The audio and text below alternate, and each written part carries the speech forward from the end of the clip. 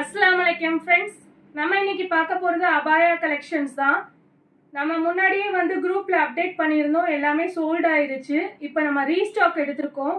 இதுல வந்து 54 ல இருந்து 58 உள்ளவங்க வந்து போட்டுக்கலாம். நம்ம கிட்ட வந்து Black தவிர மற்ற 4 கலர்ஸ் வந்து இப்போதைக்கு அவைலபிளா இருக்கு.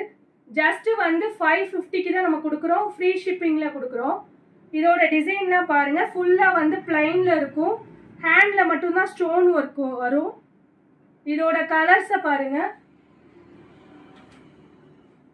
ஒயின்,